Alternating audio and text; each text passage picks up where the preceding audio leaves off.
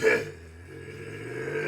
again, adventures, and welcome to me talking about things that should be fairly obvious to anyone with a brain, but don't get there because clickbaits are a thing. And I realize exactly how ironic it is that I am bashing clickbait titles when 100% the title for this is a just blatant clickbait.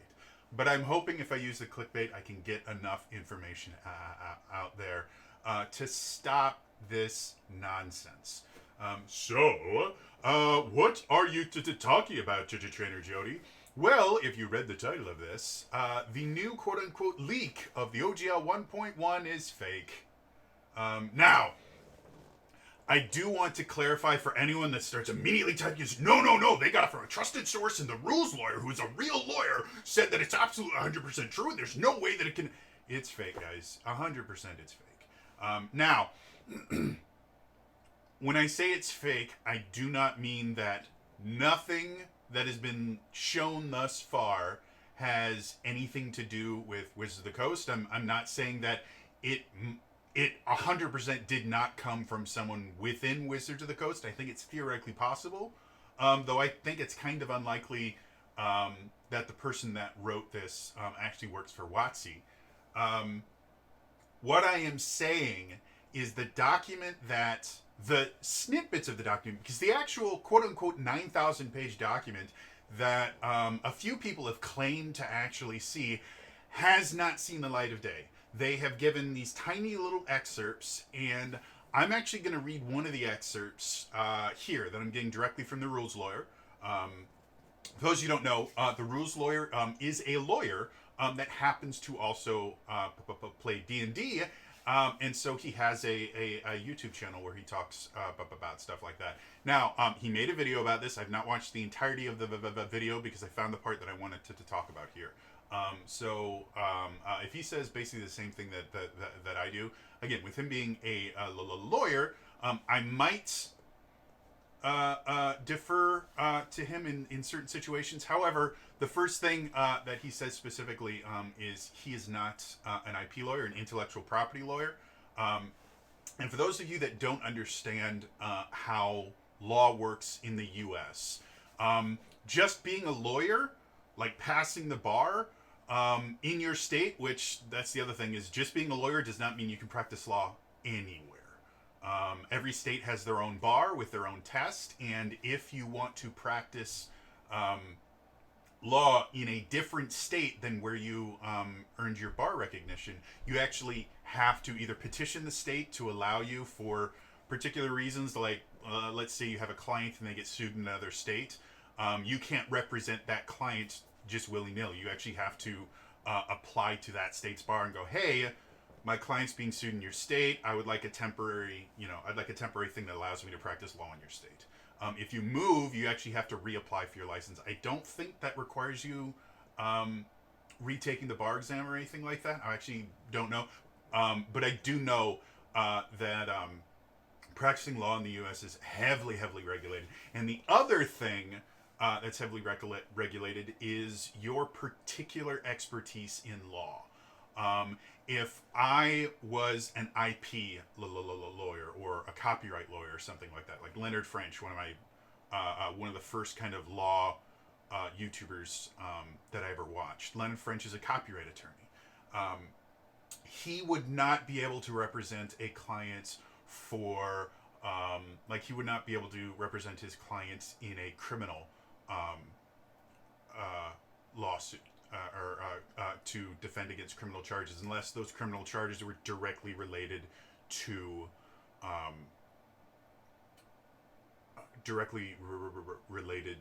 copyright infringement. In the same thing, a maritime law lawyer would not be able to represent a client fighting off a speeding ticket or something like that. Like the avenues of law are extremely specialized, and if you don't specialize in that particular law, in general, most places won't allow you to represent a client doing that. So the fact that the rules lawyer is a lawyer does mean that they have some knowledge of law that I do not. but I actually don't know what field of law the rules lawyer actually specializes in. Um, and because of that, and because they specifically stated their legal specialty isn't in IP law, part of my degree, which doesn't involve me taking a bar exam or anything, I have a business degree, specifically in marketing management, which is a combination of kind of general business degree that specialized specifically in marketing and project management. Part of any marketing degree, and most business degrees, is you take a course on business law. And I did really, really well in my business law degree. Well, that doesn't mean you're as good as a lawyer. No, I would never try to tell you that I could litigate for you in court, because that would be illegal. I'm not a lawyer. I would never try to suggest, like, I would never try to write a first draft of a contract or anything for you, because that's not my expertise. However, one of the things that we are taught in business school is how to read a contract or a license, because they are a massive, massive part of running a business, is understanding what all the different contracts are. And even then, most businesses hire a lawyer to read their contracts, because it does get very, very complicated very quick. But that is the expertise that I am bringing to this. Is not that I could write a contract for you, but I am very, very comfortable reading contracts. I've had to do it in multiple jobs I've had. And again, that was one of the things that I learned. We learned how to read contracts, and we learned how to read legal court cases. Like half the course is just reading briefs and what's the findings of legal court cases and stuff like that, because we had to know, like, Sherman antitrust stuff and all the different case law and that. That was all stuff that we had to learn. So I'm in no way claiming that I am a lawyer or any sort of expert in law. What I am saying is I am qualified to read a contract and understand what it means. So, that being said, this 1.1 leak doesn't pass the sniff test in any way, shape, or form. First of all, the idea of being able to retroactively cancel a license that already exists. There are companies that have tried it. There are some companies that have succeeded at it. There aren't a ton of them, and the case law that currently exists is not definitive about whether or not that would even be legal. And if this new 1.1 license, like, one of the big things that people are clamoring about is it says that the old OGL is now, let me see if I can find the actual text, because again, you can't actually find the you actually can't find the full text of this anywhere. You get these little snidbits that don't really tell you much of anything about it. Let's see this. So it says this agreement is blank. They took some stuff out. Then an update to the previous available OGL 1.0 in parentheses A, which is no longer an authorized license agreement. And they're claiming that because of this, they now have canceled. Because of that one sentence, they have now canceled the OGL. It's not how contract law works. It has never been how contract law works. And bare minimum, if this is actually real, which I sincerely doubt it is, if this is actually real, the second it is officially published, it will be immediately taken to court. The second it can. Now, the interesting thing about legal challenges to contracts and just legal challenges in general is depending on the judge, to be perfectly honest, but depending on the situation that you're in, you may not be allowed to challenge the contract until the contract goes into effect. So it's possible that even if this, in my personal opinion, obviously fake 1.1 leak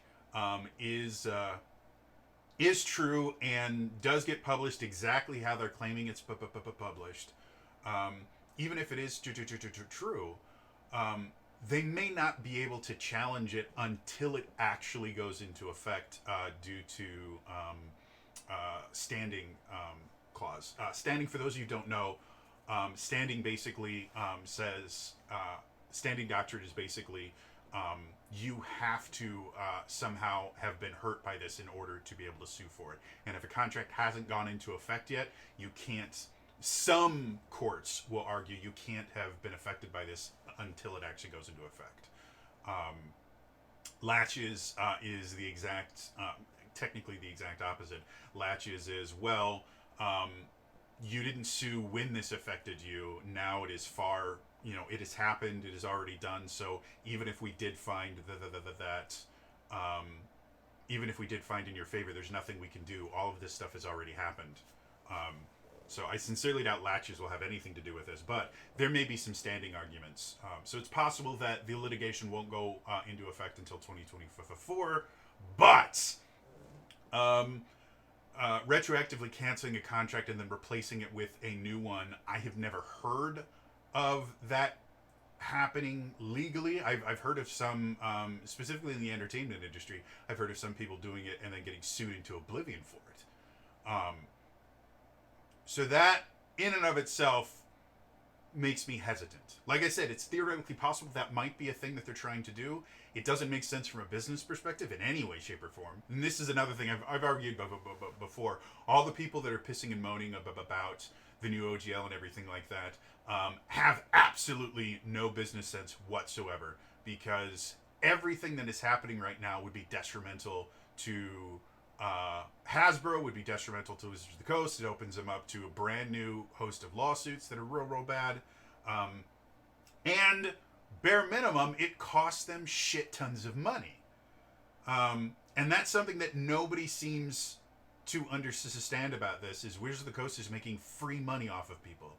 And somehow people think that because Wizards of the Coast is not making all of the money, that they're going to do something that's going to massively harm their business, is going to damage their brand, which is a real thing. Like, a lot of people don't realize the quality and power of your brand is something that is measurable. And businesses 100% keep track of how valuable their brand is, and they can actually leverage that for loans and other things like that. Like, that's one of the things that relegates exactly how much money their company has available to them to do things. So, yes, all the people who have been talking about this have no idea how businesses work in any way, shape, or form, and I've said that many, many times. But the thing that, to me, is the most egregious part of this, that just blatantly says, oh, this is fake to me,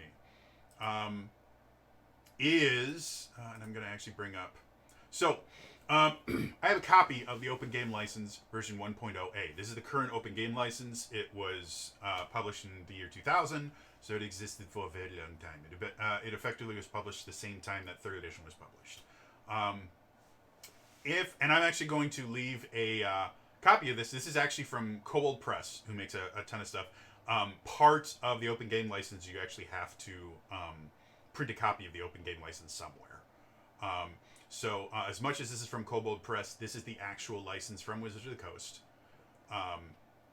And so Open Games License version 1.0a. This is the thing that makes most people not willing to read legal contracts. It is unbelievably dull, boring word salad. So I'm going to read just the first section of it. The following text is the property of Wizards of the Coast Incorporated and is copyright 2000 Wizards of the Coast Incorporated, Wizards, all rights reserved. Definitions. A.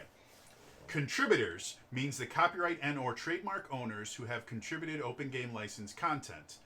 Derivative material means copyrighted material, including derivative works and translations, including into other computer languages.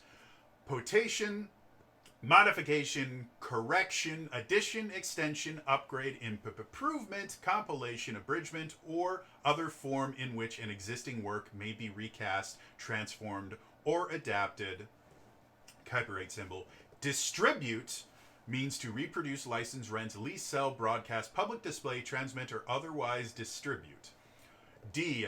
Open game content means the game mechanic and includes the methods, procedures, processes, and routines to the extent such content does not embody the product identity and is an enhancement over the prior art and any additional content clearly identified as open game content by the contributor, and means any work covered by this license, including translations and derivative works under copyright law, but specifically excludes product identity. E. Product identity means product and product line names, logos, and identifying marks, including trade dress, artifacts, creature characters, stories, storylines, plots, thematic elements, dialogues, incidents, language, artwork, symbols, designs, depictions, likeness, formats, poses, concepts, themes, and graphic, photographic, and other visual or audio representation, names and descriptions of characters, spells, and enchantments, personalities, teams, personas, likenesses, and special abilities, places, locations, environments, creatures, equipment, magical or supernatural abilities or effects, logos, symbols, or graphic designs, and any other trademark or registered trademark clearly identified as product identity by the owner of the product identity, who specifically excludes the open game content. F. Trademark means the logo, name, mark, sign, motto, designs that are used by a contributor to identify itself or its products or the associated products contributing to the open game license by the contributor. G. Use, used, or using means to use, distribute, copy, edit, format, modify, translate, or otherwise create derivative material of open game content. H. You or your means the licensee in terms of this agreement. Why did I read that word salad? It was boring. It was pointless. I'm kind of impressed I was able to make it through, especially with this stutter. That is a very hard thing to say. So why did I do that? Because that's how legal documents start. 100%. Every single legal document. If you look up any law written by Congress or any law in the country, the first section of every single law is definitions. Why? Because words are really, really important in legal documents. And the generally accepted practice that I am aware of is any kind of vagueness written into a contract specifically is always read in favor of the person signing it, not the person that wrote it. So defining things very, very specifically is really, really useful. And the language that you use is very, very important. Specifically when talking about the person that wrote it. Now I'm going to read one of the, there's basically been 3 or 4 snippets of this apparently 9,000 word document that had been leaked. The document itself has not been leaked. Again, my personal opinion of is either it doesn't exist or if it does exist, it was not written by a lawyer. But the stuff that has been leaked have been, this is one of them. I'm going to read it in its entirety and then tell you why this is complete hogwash. This agreement is, along with the OGL non-commercial, an update to the previously available OGL 1.1a, which is no longer an authorized law license agreement. Again, that part. We can modify or terminate this agreement for any reason whatsoever, provided we give 30 days notice. We will provide notice of any such changes by posting the revisions on our website and by making public announcements through our social media channels.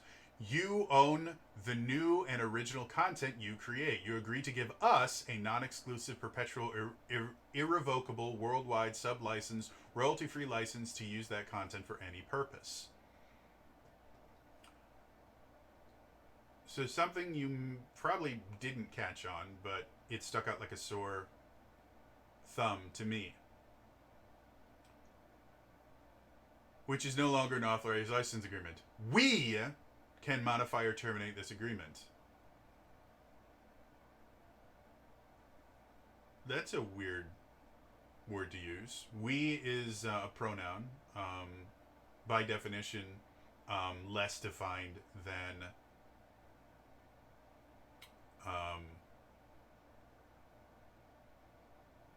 a proper noun.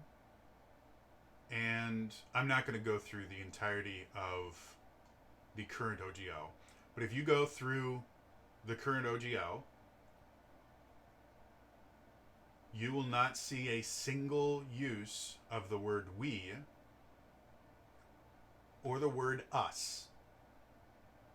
In every legal contract I have ever read in my life, I have never seen the word we or us. Now, it is very possible that I just have a very, very poor understanding of legal contracts, and all the legal contracts I have ever read have just been overly verbose, because, again, most of the legal contracts that I have read were things that I read working for corporations.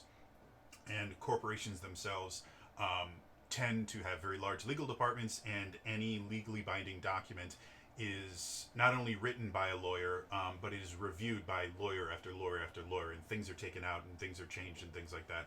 Specifically because if anyone attempts to litigate and use that, they want the contract to be absolutely airtight. And we and us are not airtight things.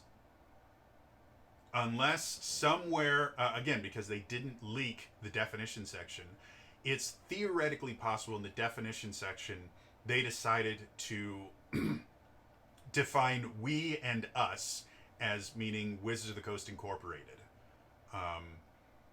But again, I have never seen that done in a single contract ever. And if we look at the old one, anytime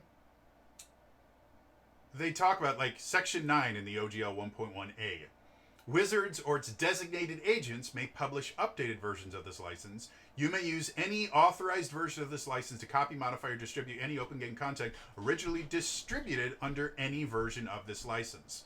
That's a really important one. Did you see we may publish updated versions of this? Us? Anything like that? No. Anytime it's referring to the copyright holder, they will say Wizards or its designated agents, or the copyright holder, or the trademark holder. I have never in my life seen a single legal document where they say we, us.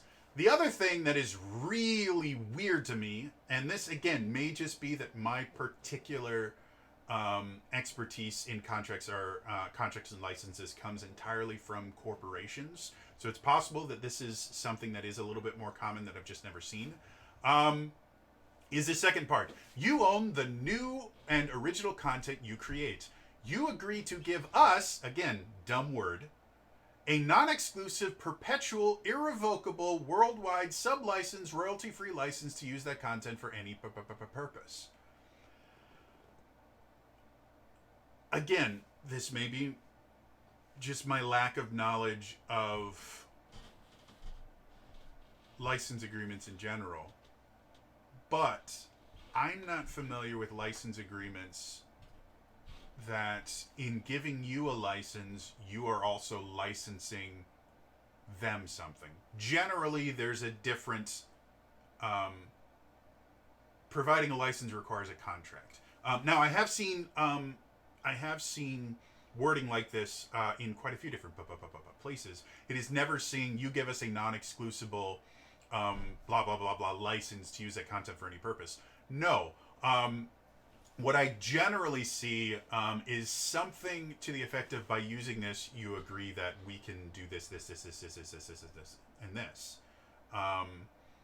They don't talk about a license because that wouldn't hold up in court because the person signing that never gave you any license. There was no contract. There was no signatures or anything. However, by signing this, you agree to allow this company to blah blah blah. There was actually a big hullabaloo when I think it was Critical Role released something, and they had that exact wording in their copyright statement. And all the Critical Role artists got freaked out because they're like, we are basically just giving these guys something for free. No, that's illegal mumbo jumbo thing that is part of most kind of fan creation type of the things, specifically so that legally they are allowed to show off what you create using their license. Without that little caveat, technically, Critical Role, I don't know if they do anymore because it's been a long time since I've watched. I think they still do. They have that little like fan art presentation before the game goes live. Theoretically, without having that little caveat, someone could say, that was an unauthorized use of my art, and it could turn into a lawsuit. Would they lose the lawsuit? It depends on who has the better lawyers, but Critical Role would have had the advantage in a situation. But lawsuits cost money even if you win them. Does that mean that particular phrase can't be used to absolutely take advantage of people? Absolutely not. Like, again, you have to look at the whole contract. You can't look at a single line or a couple lines and get an idea of the whole contract, because the whole contracts in general are self-referential. They will constantly be going as stated in subsection 2 alpha or something. They're just constantly referring back to different parts of it. So looking at a single line from a contract is generally nearly useless, because without looking at the entire contract, you have no idea what other sections are modifying that particular thing. It's one of the reasons why contract law is so incredibly complicated. It's one of the reasons why you need a lawyer to look at this stuff, because just understanding what it does is hard enough. Being able to write something or correct something in it that isn't immediately just completely destroyed by another line in the contract is really hard and requires an expert. I would never in a million years try to tell you that I can rewrite this and turn it into something good. But I can tell you that phrase specifically doesn't make sense in everything I learned in school, in all the contracts I read for every company I ever worked for, and a few companies I didn't work for, but had me looking at licensing agreements and other things like that. I have never in my life seen a licensing agreement that somehow by signing it you are licensing the person that is licensing you. I've never seen that ever. And again, the the us and we doesn't make sense to me. There is no contract I have ever seen that uses we to refer to or uses any pronoun to refer to the person writing the contract. They will always, in the definitions, put something like Wizards of the Coast Incorporated hereafter referred to as the company or something. But they will never use a pronoun. They will always use a proper noun because pronouns are dumb things to use. The only pronouns I have ever seen in a contract are the pronouns you and your. That is a relatively common thing. You see it in what are they called, like TOSs and stuff like that. By installing this game, you agree to blah blah blah blah blah. That's really really common stuff. And the reason they can use you is because you is defined as the person that signs. Or in the case of like online ones where you have to like click to agree, the person that clicks the button, the person that owns the account, all of that stuff is defined. But because it is directly referencing the person that's signing, they kind of allow the you in most contracts, because it's really, really difficult to claim that you somehow apply to anyone other than the one signing or the one clicking accept or whatever like that. So that in and of itself makes me think that bare minimum, this is not the new OGL in any way, shape, or form. There's no possible way that this is going to be published. Now, what is constantly being stated is, this is from a trusted source. Let me give you a few other things that come from trusted sources. The Switch Pro, every leak that has come out about that has been from a trusted source. The OGL was going to be completely thrown away. That was from a trusted source. A whole lot of things that have been happening in politics, including, affidavits from trusted sources that showed beyond a shadow of a doubt that I'm not even going to go into that because it'll upset people. Trusted source means absolutely nothing. And again, we've been burned by trusted sources so often. I do not trust a trusted source any further than I can throw them, and I am remarkably weak. So, no, trusted source means absolutely nothing. Yeah, but the rules lawyer says, the rules lawyer, by his own admission, never saw the document. He specifically is reporting on the leaks. And has seen the exact things that he shows in his video, which is the stuff that was in the Gizmodo article and has showed up in a few articles. It's only of a 9,000 word document. We are seeing like less than 1,000 words. We're seeing less than a few hundred words of a 9,000 word document, which is another thing that's kind of, it's a weird number to state because they claim that the old version was 900 words exactly, which is very possible. But then the new version is exactly 10 times longer. Now, it may be hyperbole. The 9,000 words may be, it may be like 9327 or something like that. And nobody wants to say 9327. It's just easier to type 9000. So that might just be them rounding.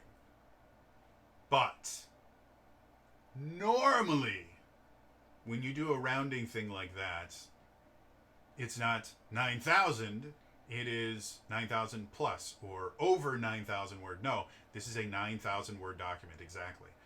Another thing that to me just points to, okay, this is bare minimum, this is editorialized, if not false. Yeah, the idea that this is somehow going to be legally binding is laughable. Like, I am not a lawyer in any way, and I could very easily rip this apart in court. Like, it's remarkably poorly written. Yeah, things like perpetual contracts, specifically in the state of California, which is not where Wizards of the Coast is. They're in Washington. But there are a lot of players in California, including Critical Role. So if Critical Role, if this thing was real and they were trying to get Critical Role's money or something like that, they would go to court in California. And California, there's multiple case laws that state perpetual contracts are unenforceable. Specifically from the idea that there's no possible way anyone could sign away something in perpetuity because you cannot know that much of your future. There's no way to predict that much of your future. So perpetual contracts in general have been ruled unenforceable in California. And most of the U.S., I believe, tends to err on that side of perpetual contracts are stupid and don't work that way. Especially since copyright law is not perpetual. So, yeah, the idea that their license somehow will extend beyond the ranges of copyright law doesn't work. It never has.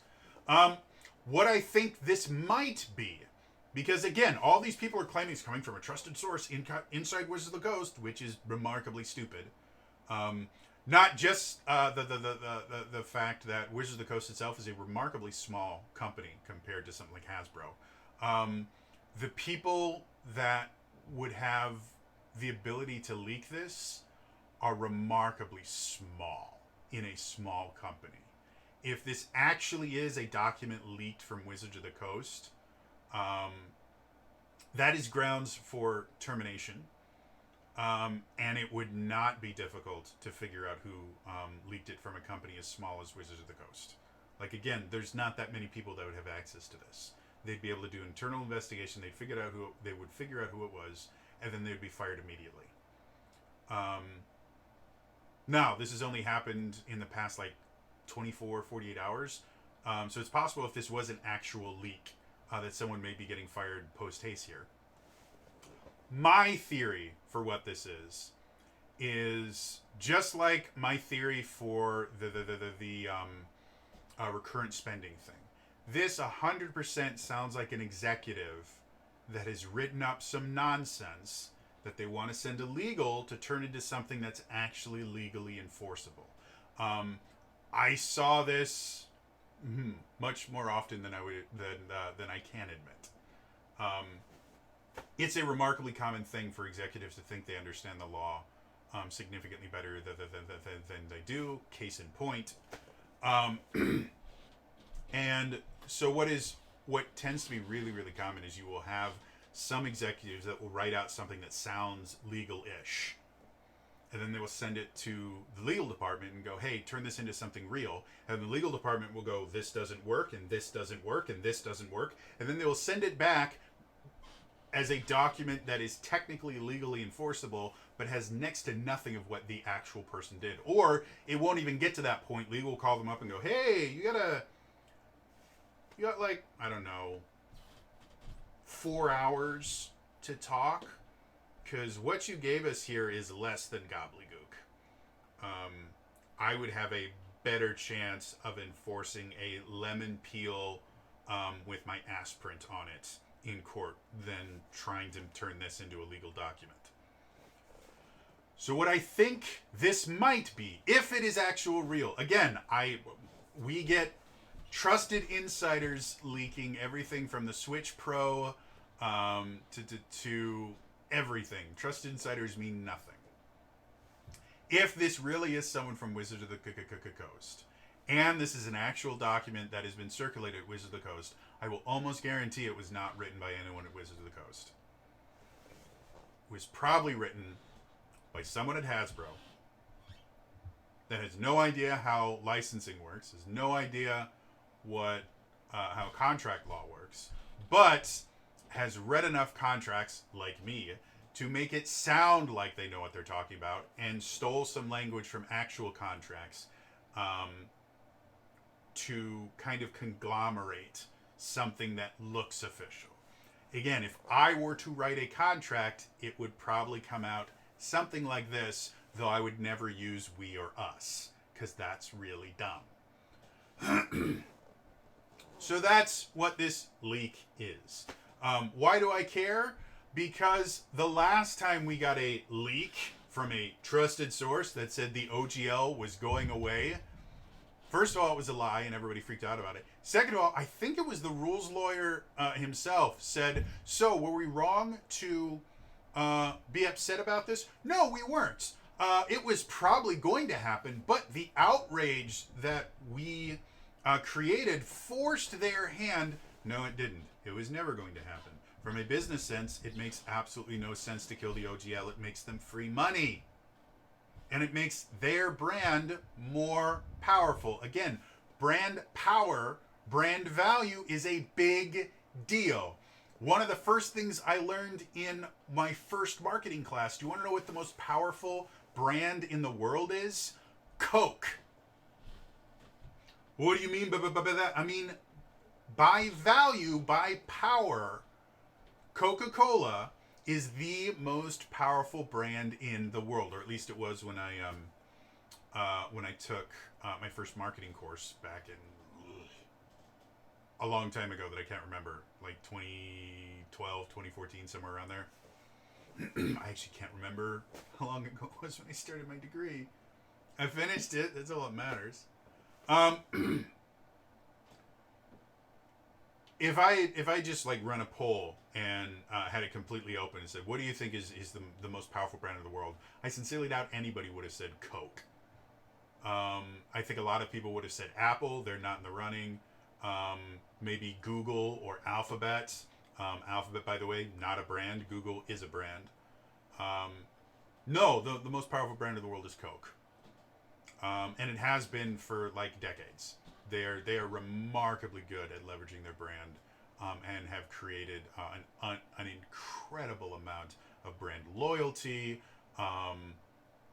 of belief in their brand itself. They have marketed it very, very well. They've leveraged that market, that marketing into a bunch of different things.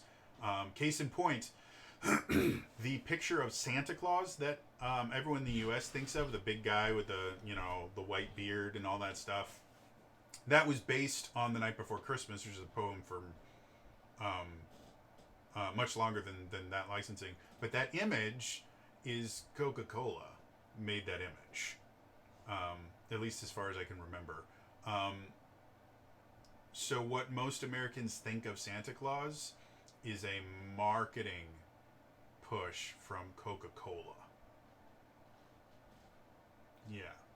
You want to know why they're the most powerful brand in the world? That's why they're the most powerful brand in the world. So the idea that Wizards of the Coast, and specifically Hasbro, is going to damage their brand, Wizards of the Coast, by putting out this moronic, horrible license that is instantly going to be challenged in Google Court, which even if they win, it's going to cost them significant amounts of money, and will damage their brand incredibly badly, would be the dumbest business move I have ever seen in my entire life. And I have seen some massively dumb business moves.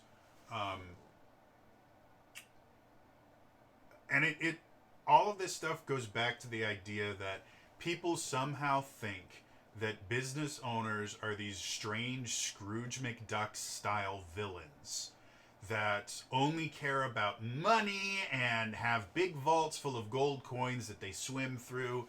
Those people don't exist. They never have. Are there some businessmen that put the bottom line ahead of everything else? Absolutely. They tank businesses. Because every business I have ever seen that focused on the bottom line has lost revenue, has lost profit share. I worked for a company that for a period of about 6 months focused entirely on bottom line.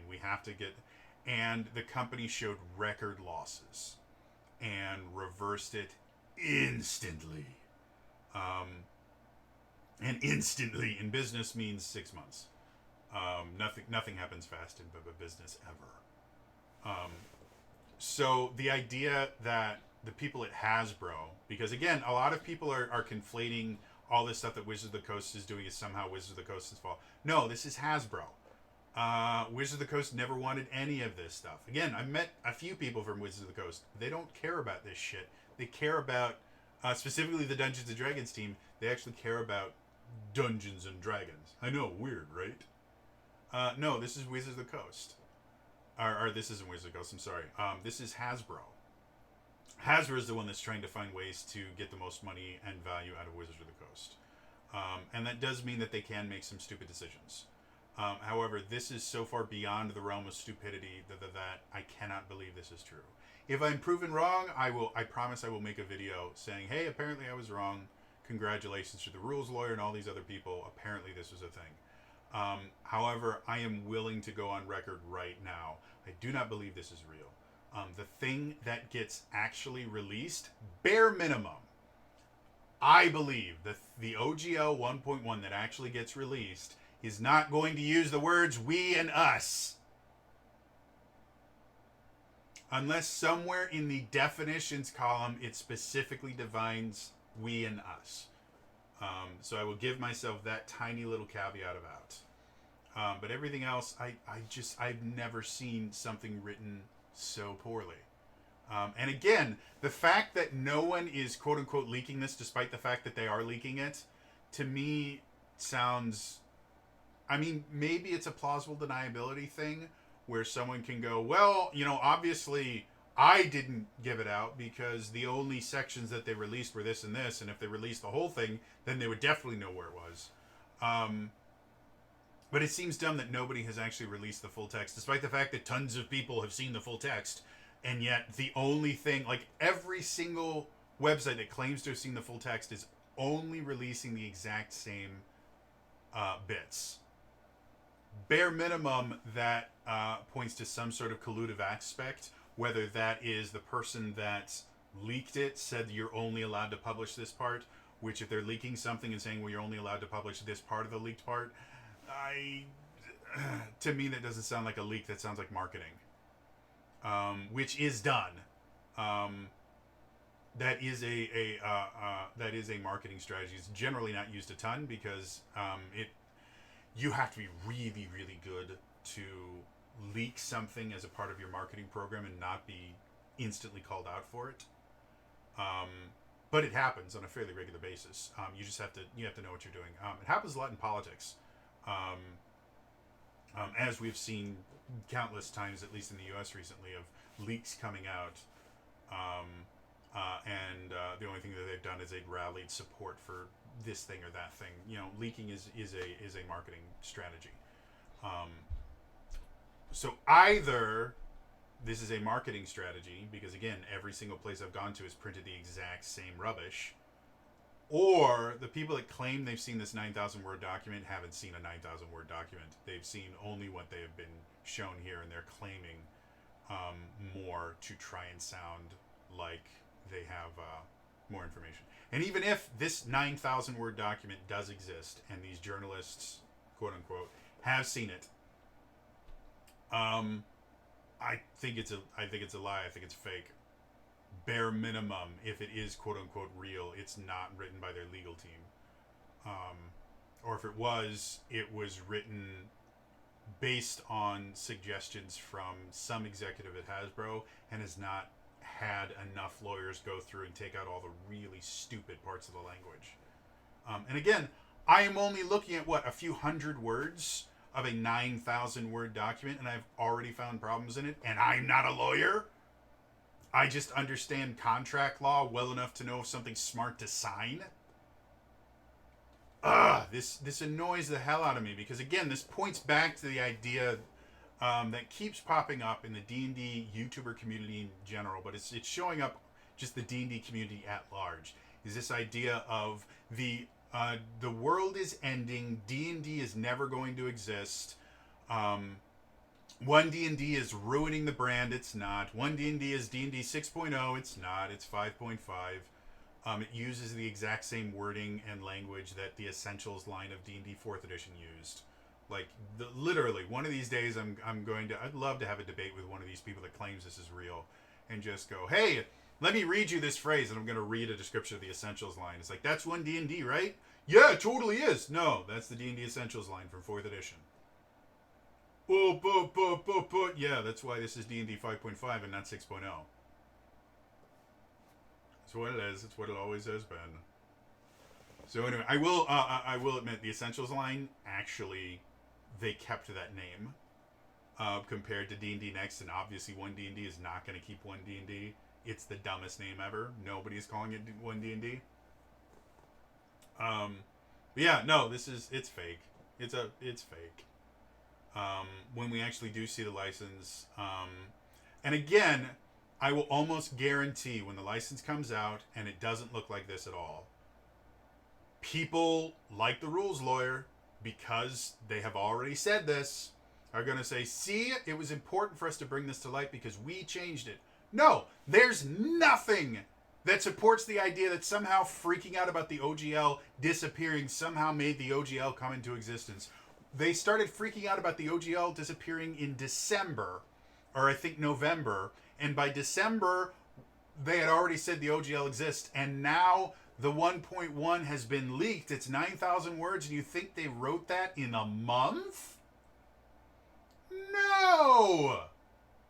This document is, if it's a real document, which again, I think that's really unlikely, but let's assume it's a real document. This document has been being written for 6 to 8 months minimum. You don't write documents in a month. So the idea that, well, yes, it was right for us to freak out about the OGL going away because we forced them to make sure the OGL... No, you didn't. They were never getting rid of the OGL because it would have hurt their business. And now they're going to freak out about this, and then when the OGL isn't this, they're going to be like, well, that's a win for us because by releasing this leaked thing, we ensured that it never became a thing. No. If this document is real and it was never leaked, it still would not have survived going to the public. It wouldn't have. Just no way, shape, or form would it become a thing because it is an incredibly poorly written document. It would need to go through 3 or 4 revisions before we ever saw anything, and then the version that we would saw would look nothing like this monstrosity of moronic. Wow. I hate stuff like this. And again, I'm not a lawyer, but I understand business law. I understand how to read a contract. I understand how to read a licensing agreement because all of those things were important to my degree. And that's part of what my degree says because, again, I did, competency-based learning. One of the competencies that I learned in my business law class was the ability to read and understand a contract. That was one of the competencies. That was what I was trained for. And again, in addition to that, I worked. Before going to college, I was in retail management for half a decade. So my experience in management in general, I had to read contracts constantly, whether it was applying for a new job, dealing with information releases because I was part of a I was part of a pilot store, meaning the new stuff would come to us and we'd have to deal with NDAs and other stuff like that. Like all this stuff was extremely common. It was part of my job. I was trained by other management staff to read contracts well enough to know what they say and they don't. And then I went to school for it where they taught me what is legally enforceable and what is not legally enforceable as far as contract law and licensing works. So yes, I understand how all this stuff works. This is nonsense, and until I see a document that actually looks like a licensing agreement and not like a bunch of paragraphs strung together to sound like it's legal, I'm not going to believe any of it, and you shouldn't either. Even if I'm 100% wrong, freaking out about this right now is monumentally stupid.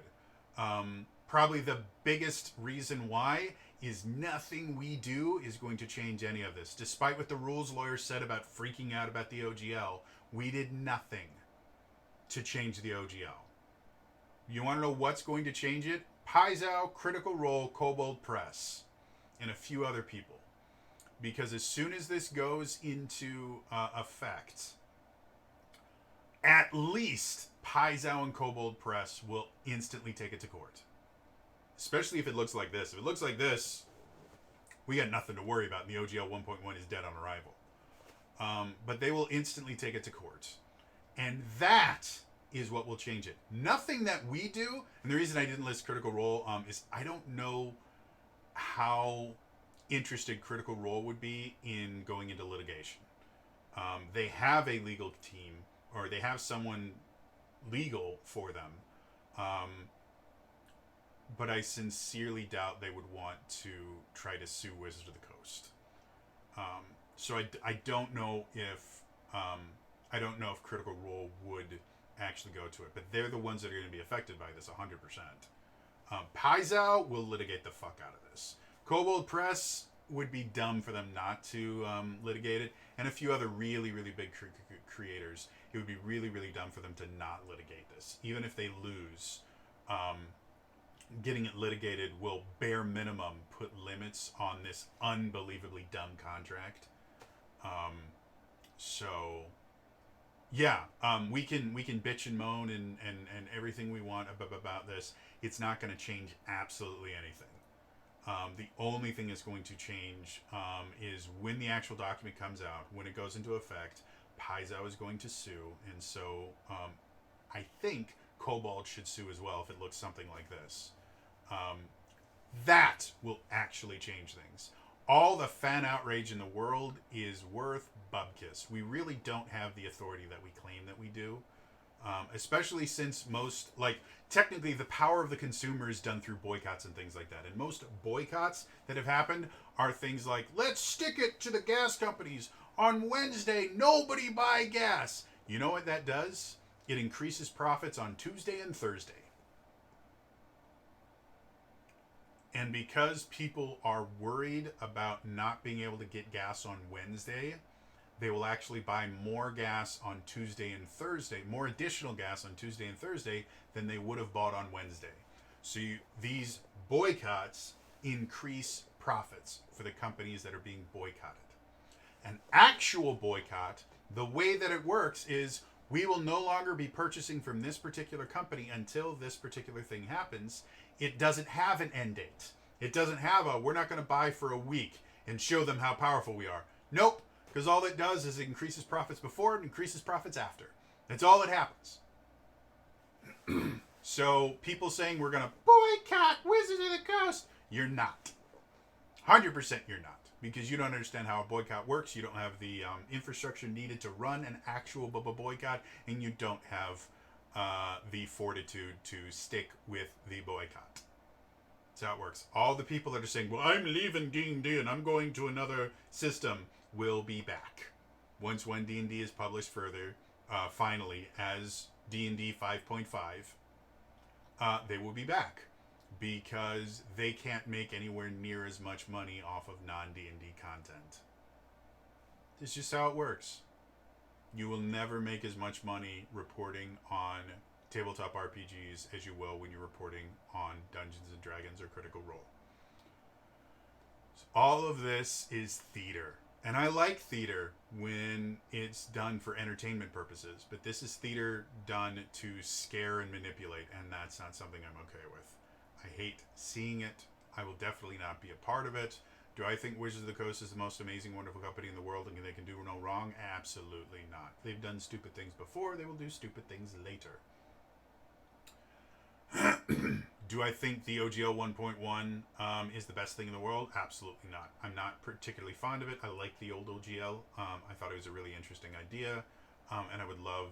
and other companies started doing it because of Wizards of the Coast. And that, I think, is the most important thing about the original OGL, was it inspired other companies to make open source versions of their games.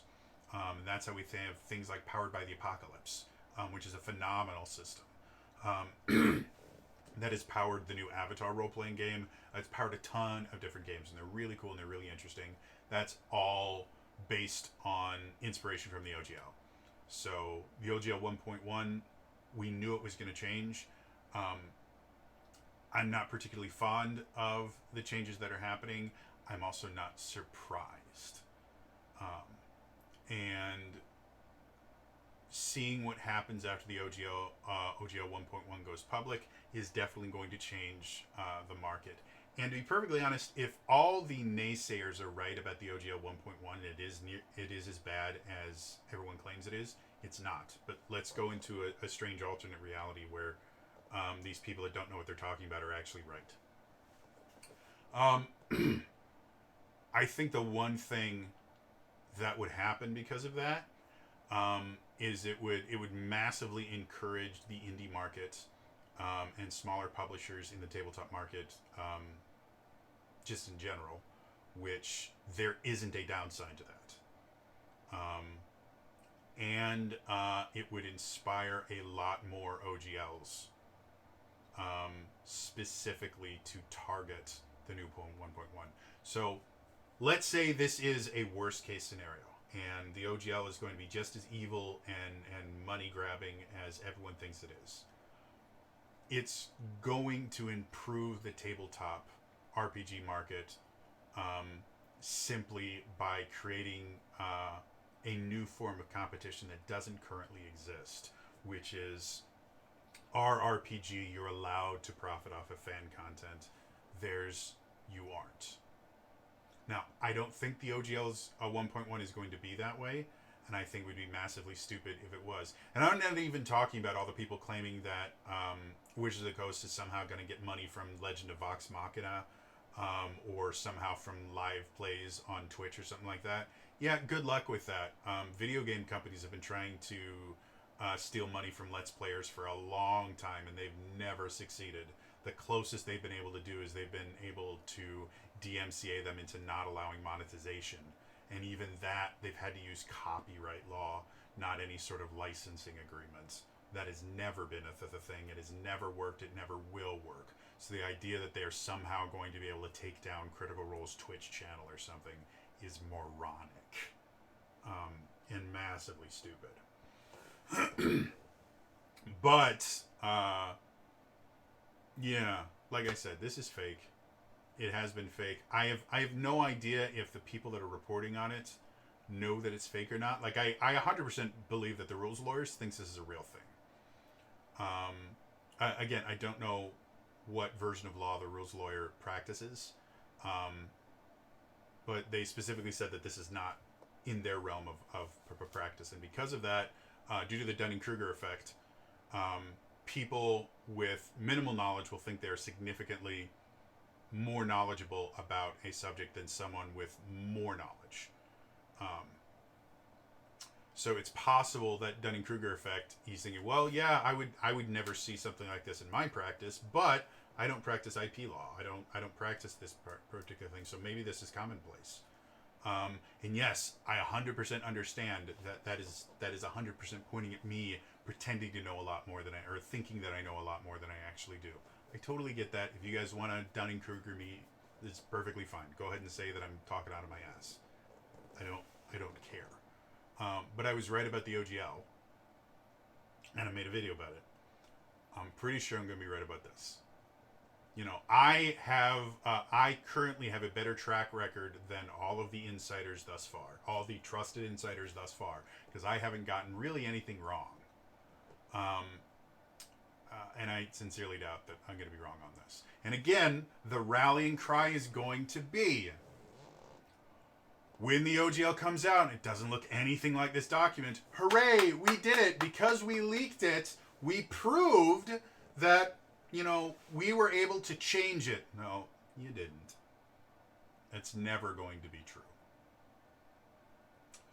And like I said, even if this document is real, which I really, really doubt it isn't, but let's go in Bizarro world where this is a real legal document written by someone that actually gets paid to write things. This would not, like, the second it went into effect, Paizo would have